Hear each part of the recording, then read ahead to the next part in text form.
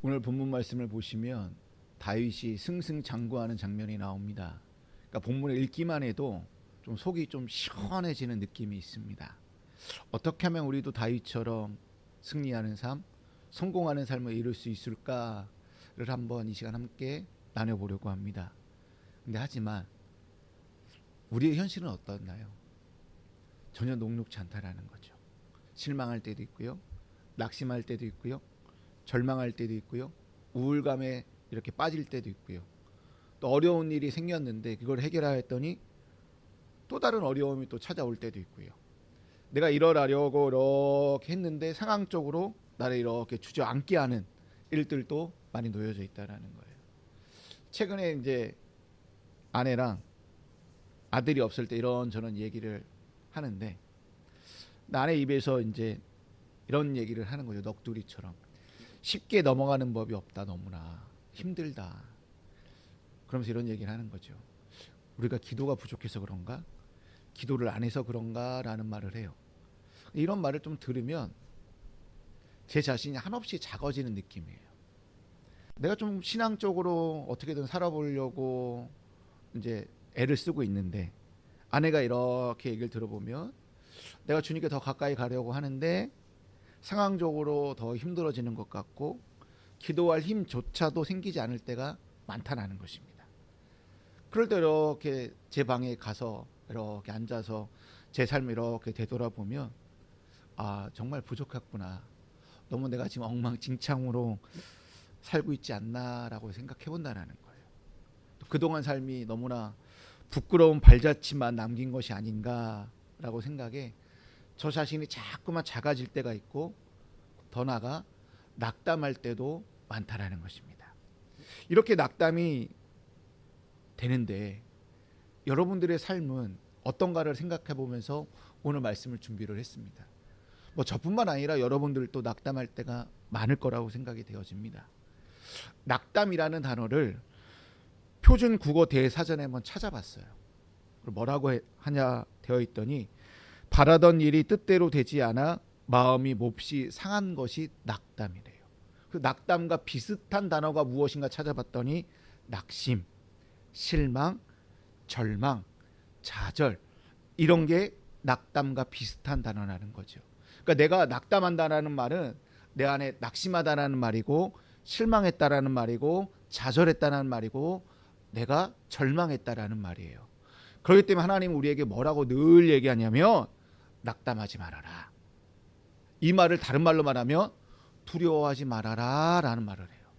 내가 너와 항상 함께 할 테니 너 두려워하지 마라고 하나님은 우리에게 늘 말씀해 주신다라는 겁니다. 존 카시안의 8가지 악에 관하여 글을 보니까 낙담에 맞서야 할 까닭에 대하여 이렇게 설명해 놓았습니다. 낙담의 마귀는 혼의 영적 관상 능력을 흐리게 하고 선한 일을 하지 못하게 합니다. 이 마귀는 우리의 영혼을 사로잡아 완전히 어둡게 만들고 기쁜 마음으로 기도하지 못하게 하고 꾸준히 성경을 읽어 유익을 얻지 못하게 하고 형제들을 온유하고 긍휼하게 대하지 못하게 합니다. 영혼의 유익한 결단을 손상시키고 인내와 끈기를 약하게 만들며 영혼을 무감각하고 마비되게 하고 낙심되는 생각들의 속박을 받게 만듭니다. 낙담은 영혼을 갈아먹어서 유익한 만남을 피하게 하고 벗들의 충고를 받아들이지 못하도록 합니다. 우리 마음에 앙심과 태만만을 가득 채웁니다. 이게 낙담이라는 거예요. 이게 낙담의 마귀가 우리를 영적이든 사람들과의 관계 속에서 다 안 좋게 만들어 버린다라는 거예요. 그러면서 존 카시안은 낙담을 이겨내기 위해서 필요한 것을 4가지로 얘기하는데 첫째가 기도고 두 번째가 하나님 안에 소망을 두는 것이고 세 번째가 성경 묵상이고 네 번째가 경건한 사람들과 함께 생활하는 것이 낙담을 이기는 방법이라고 얘기하고 있다는 거예요. 근데 이 4가지가 어려운 게 아니잖아요. 우리가 늘 하고 있잖아요. 기도하고 있고 하나님께 소망을 두고 있고 하나님 앞에 말씀을 읽고 있고 경건한 사람들과 우리 벼라 공동체가 함께 신앙생활을 하고 있잖아요. 저 개인적으로 처음으로 얘기하는 것 같은데요. 매일 주일 예배 후에 우리가 이렇게 밥도 먹고 차도 마시면서 이런저런 대화를 하잖아요. 뭐 세상 얘기도 하고 뭐 남편 욕도 하고 아내 욕도 하고 그 다음에 애들 욕도 하고 막 하는데, 그러면서 제가 알게 모르게 힘을 얻고 간다라는 거예요. 그 짧은 그 1시간, 1시간 반 동안에 여러분들과 이런저런 얘기, 신앙적인 얘기를 하면서 제 스스로가 힘을 얻고 돌아갈 때가 너무나도 많다라는 것입니다. 여러분, 우리가 낙담의 마귀 앞에 그냥 주저앉고 있다면, 낙담의 마귀가 내 삶에 종횡무진하게 내버려 둔다면 누구만 좋은 일이에요? 마귀만 좋은 일이라는 거예요. 우리는 하나님의 부르심을 받은 자로서 이 세상에 이 낙담의 마귀에 사로잡혀 있으면 살아가지 못한다라는 거예요. 그렇기 때문에 우리는 이 사실을 깨달았으면 좋겠어요. 우리는 하나님 앞에 부르심을 받은 자들이야. 그 부르심 가운데에 새로운 삶을 살게끔 하나님께서 나와 함께 하실 것이고, 하나님께서 나와 동행하셔서 한 걸음 한 걸음 나가게 만들어주는 분이 바로 하나님이라는 것을 믿으며 나갈 때에 그 낙담의 마귀에서 우리는 승리하며 나가게 되는 줄로 믿습니다. 한번 다윗의 삶을 한번 보십시오. 다윗도요, 지금의 자리에 오르기 전까지요, 수많은 낙담의 마귀 앞에서요 주저하였어요. 좌절하였고요, 낙심하였고요, 넘어질 때 한두 번이 아니었어요. 일명 산전수전 공수전까지 다 겪었던 자가 다윗 왕이에요. 그런 다윗이 오늘 본문에서 주변 나라들의, 이방 국가들의 정보왕으로, 진정한 통일왕으로 등극하게 되는 장면이 오늘 본문 말씀이에요. 근데 오늘 본문 말씀에 첫 시작 1절 말씀이 뭐라고 되어 있냐면 그 후에라는 말로 시작되어 있다는 거예요. 무슨 일 후에라는 것일까요? 그럼 17장을 보게 되면 되잖아요. 17장을 보게 되니까 하나님이 다윗에게 뭐라고 얘기하냐면 내가 너를 지극히 존귀한 자로 만들어 줄게 라고 얘기해요. 이게 17장 8절 말씀입니다. 내가 어디로 가든지 내가 너와 함께 있어 내 모든 대적을 내 앞에서 멸하였은즉 세상에서 존귀한 자들의 이름같이 이름을 내게 만들어 주리라. 세 번역은 뭐라고 되어 있냐면 이 세상에서 위대한 사람들의 이름과 같이 빛나게 해주겠다. 공동 번역은요, 어느 위인 못지않게 내 이름을 떨치게 하겠다. 내 이름을 높여서 땅의 위대한 이름들과 어깨를 겨루게 할 것이다 라고 말씀하고 있다라는 거예요. 아무튼 하나님께서 다윗을 어떻게 세우겠다라는 거예요? 세상의 모든 사람들의 이름보다 더 존귀하게, 더 값어치 있는 인생으로 내가 만들어 주겠다라고 약속을 해요. 이 말씀과 함께 이후에 나오는 말씀을 보니까 사무엘하 7장에 나오는 다윗 언약의 말씀이 나와요. 다윗 수손에 내가 씨를 세워 그 나라를 내가 견고하게 세우겠고 다윗의 가문과 다윗의 나라를 내가 영원히 견고하게 만들겠다는 다윗 언약이 이 뒤에 나오게 돼요. 그러자 다윗이 이 다윗 언약의 약속에 하답을 해요. 그러면 뭐라고 얘기하냐면 우리 이스라엘이 영원한 하나님의 백성이 될 것입니다 라고 하답하면서 하나님께 감사의 기도를 드리는 장면이 17장 16절 이후에 나와요. 여기에서 22절과 26절 27절이 너무나도 중요하기 때문에 함께 나눠보려고 합니다. 먼저 22절 말씀. 주께서 주의 백성 이스라엘을 영원히 주의 백성으로 삼으셨사오니 여호와여 주께서 그들의 하나님이 되셨습니다 라고 얘기를 해요. 그리고 26절 27절 여호와여 오직 주는 하나님이시라. 주께서 이 좋은 것으로 주의 종에게 허락하시고 이제 주께서 종의 왕조의 복을 주사 주 앞에 영원히 두시기를 기뻐하시나이다.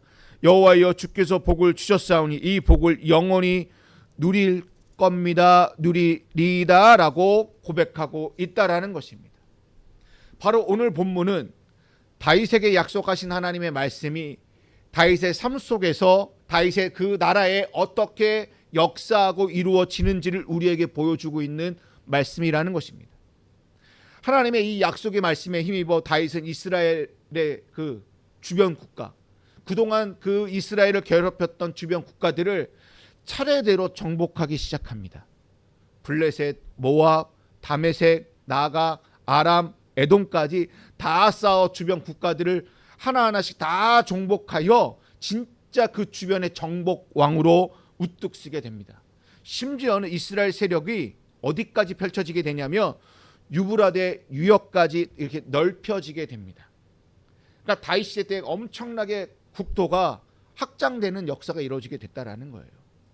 근데 제가 여기서 유브라데 유역까지 확장됐다라는 얘기를 했어요.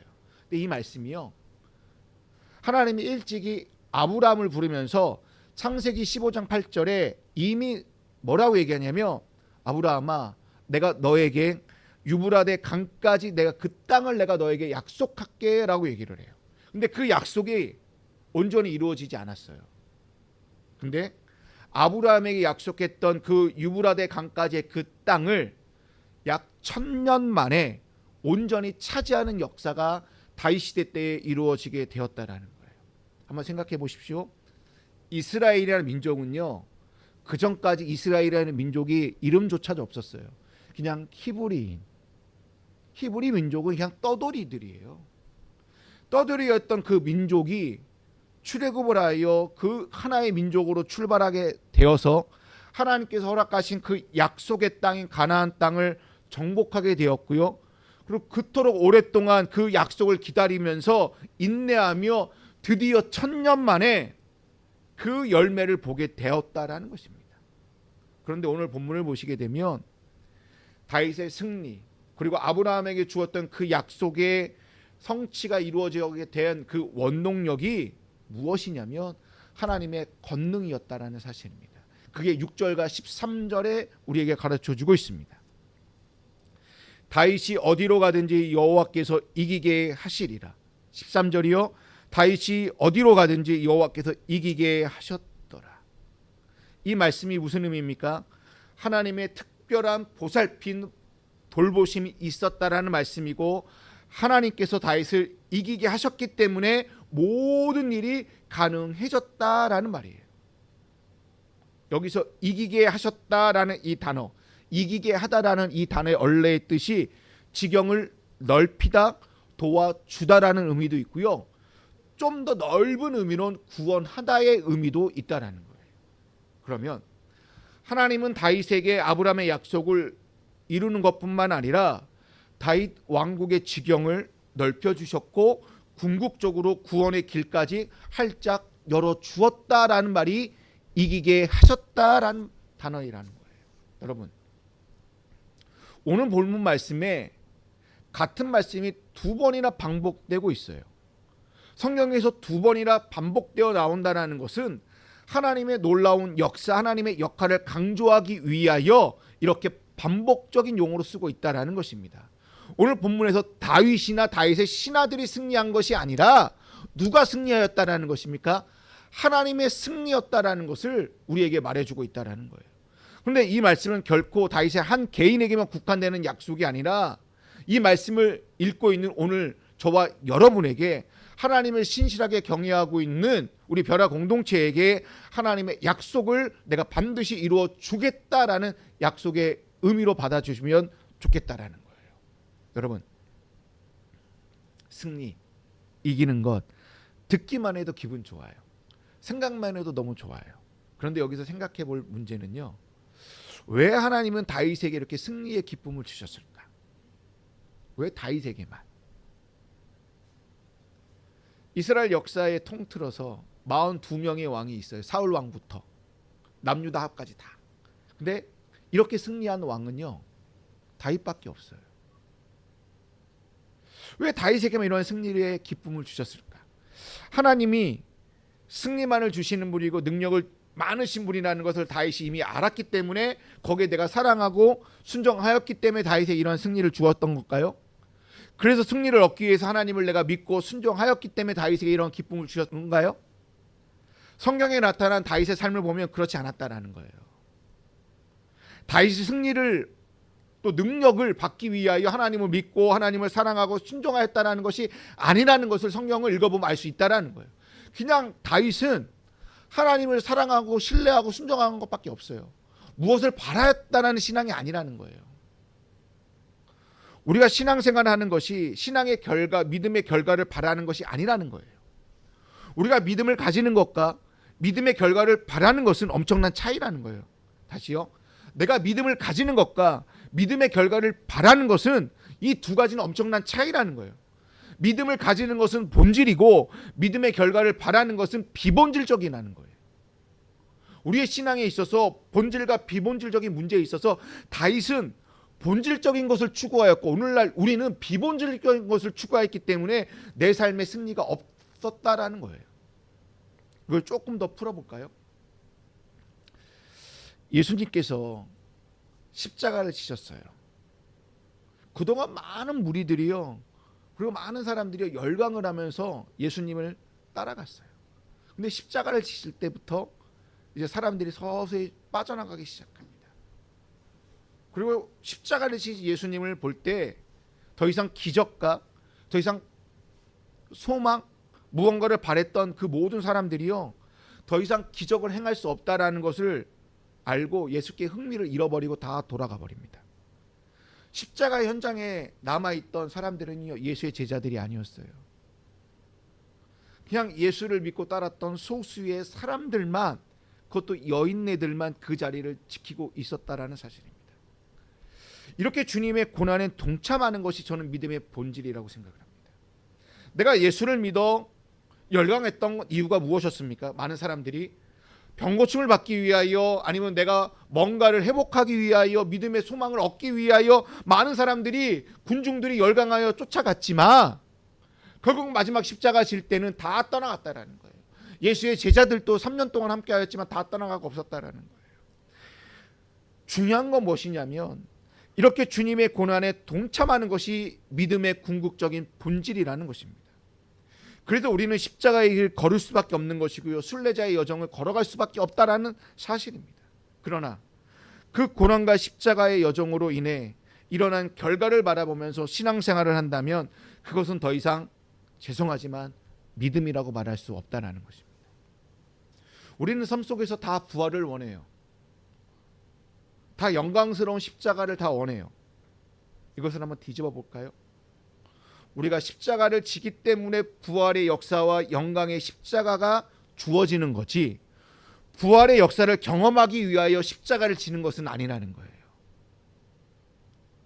내가 내 삶에 예수님이 지었던 십자가를 내가 묵묵히 지고 살아가기 때문에 그 뒤에 오는 십자가의 영광과 영광스러운 십자가가 내 삶에 덤으로 주어지는 거지, 십자가의 그 역사, 그 부활의 역사를 내가 경험하기 위하여 그래 나는 지금은 고난받고 있어, 나는 십자가를 지을 거야, 이거는 아니라는 거예요. 우리가 믿음의 여정을 걸어가기 때문에 믿음으로 나타나는 경험과 체험을 하는 것이지, 그 결과의 열매를 맛보기 위하여 내가 믿음 생활을 한다, 내가 신앙 생활을 한다, 기도를 한다, 말씀을 본다, 이것은 믿음의 행위가 아니라는 거예요. 여러분, 우리는 수없이 십자가를 바라보고 있고요, 십자가를 어떤 분은 목에 걸기도 하고요, 집에 십자가를 걸어놓는 분들도 있을 거예요. 그러면서 그 앞에서 소원을 비는 분들도 있어요. 이게 궁극적인 신앙의 본질이 아니라는 거예요. 이것보다 더 중요한 믿음의 본질, 신앙의 본질은요, 그 십자가를 지시고 죽으셔야만 했던 주님의 아픔을 내가 깨닫고 아는 것이고, 하나밖에 없는 그 아들을 십자가에 내어놓을 수밖에 없는 그 아버지의 그 마음, 심정을 헤아리고 아는 것이 믿음의 궁극적인 본질이라는 거예요. 우리는 그 십자가를 지신 그 주님을 바라보면서 그 앞에서 나의 죄를 자복하고 엎드려서 아파하고 눈물 흘리면서 부활의 주님을 바라보는 것이 믿음의 열매인 줄로 믿습니다. 우리가 삶 속에서 십자가의 삶을 살아가기 위해, 우리를 위해 고난당하시고 그리고 부활하신 주님을 내 삶에 드러내고 끝까지 수치와 모욕을 참으셨던 그 주님의 능력이 나타나는 것이 내 삶에, 이것이 부활의 능력이고 그것이 부활의 경험인 줄로 믿습니다. 이것이 우리가 믿어야 될 믿음의 궁극적인 방향성이고 그리고 가치고 본질인 줄로 믿습니다.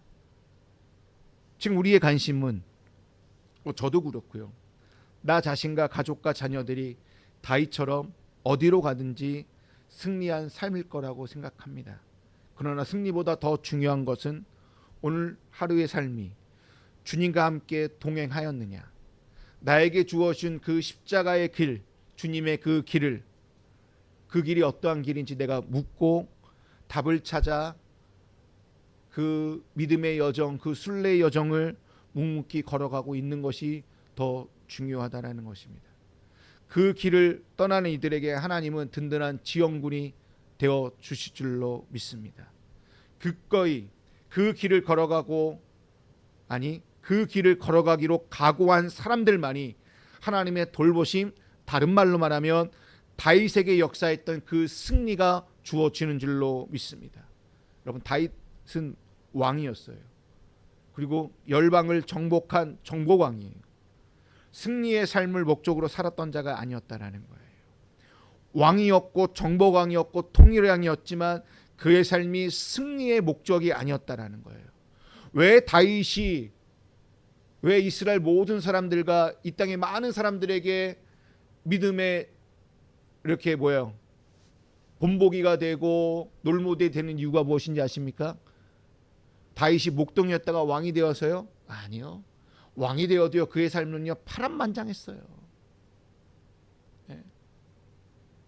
여인을 힘을 힘입어서 이렇게 겁탈을 하기도 하였지요. 거기에서 임신한 아이가 죽기도 하였지요. 자기의 아들이 자기를 죽이려고 하지요. 형제들끼리 형제가 또 다른 그 딸을, 여동생을 이렇게 강간하는 일도 있지요. 다윗의 삶은요 이렇게 파란만장한 삶이었어요. 근데도 다윗이 존경받은 이유는 딱 하나예요. 어떻게 하면 하나님을 더 사랑할 수 있을까? 오늘 하루 내가 주님과 어떻게 하면 동행하는 삶을 살 수 있을까? 어떻게 하면 주님과 함께 내가 십자가를 지을 수 있을까?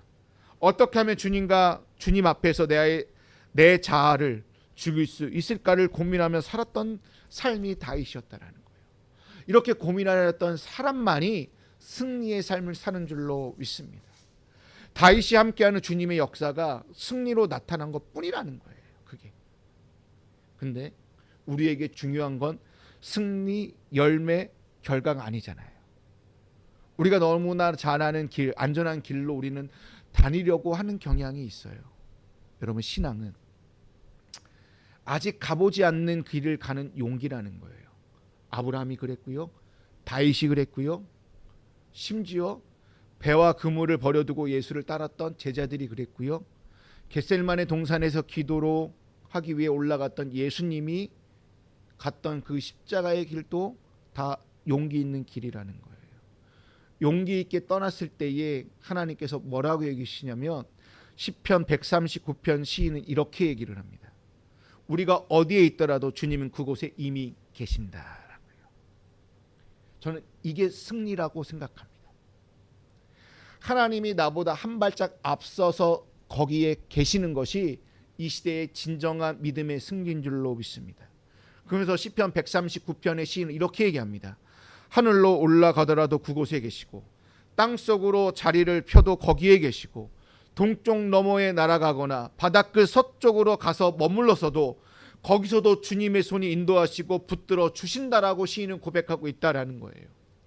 우리가 간혹 저도 그렇지만 하나님의 임재와 하나님의 현존을 느끼지 못할 때가 도 있다라는 거예요.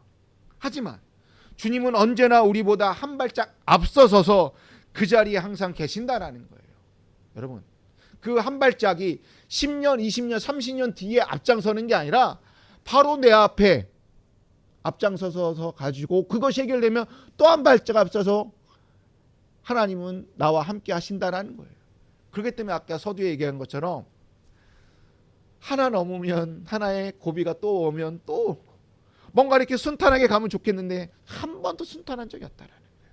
왜? 다윗이 그랬거든요. 아브라함과 다윗의 후손으로는 예수 그리스도를 믿는 자들에게는 아브라함의 길과 다윗의 길을 갈 수밖에 없기 때문이라는 거예요. 아브라함이 그랬고 다윗도 그랬다라는 거예요. 여러분, 승리의 삶은 특별한 사람에게 그리고 신앙이 좋은 사람에게 주어지는 결과물이 아니에요.